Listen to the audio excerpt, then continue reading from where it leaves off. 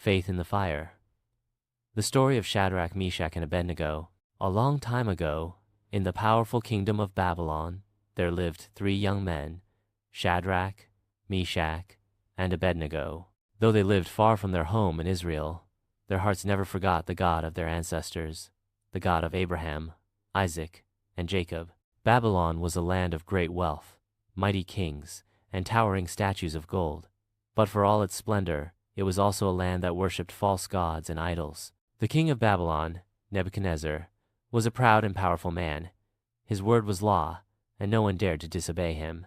One day, King Nebuchadnezzar ordered a statue to be built, a golden image that was 90 feet tall and 9 feet wide, towering high into the sky.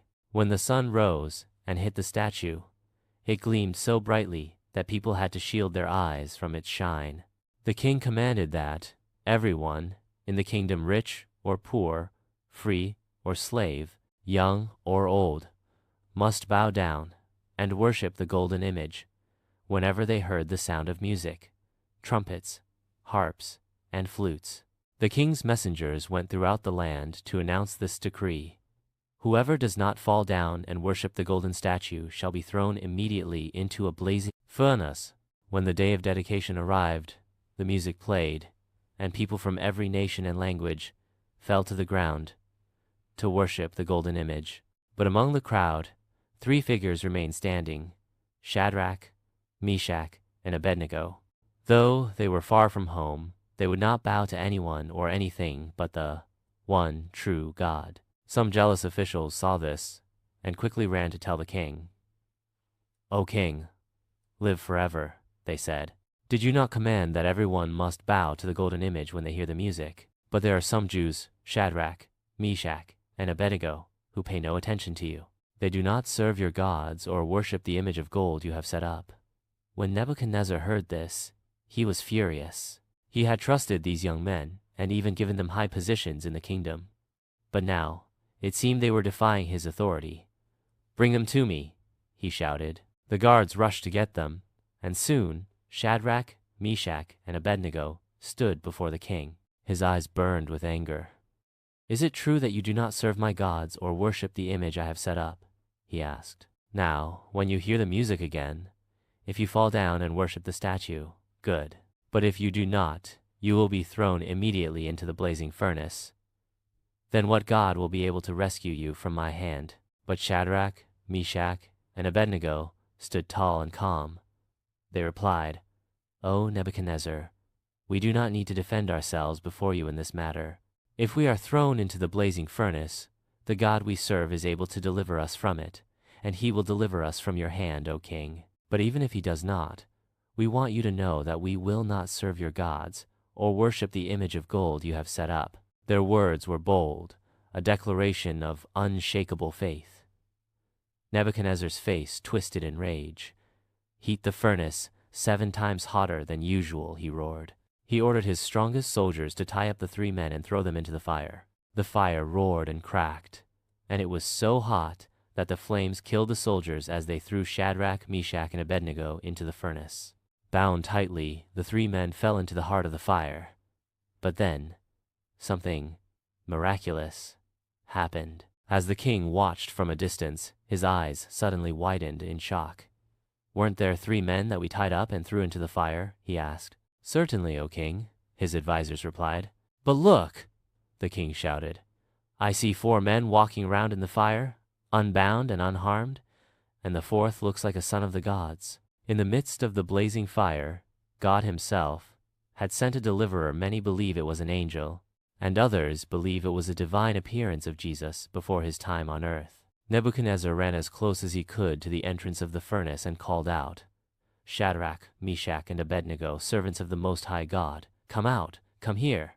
The 3 men walked out of the fire, and everyone crowded around them in amazement.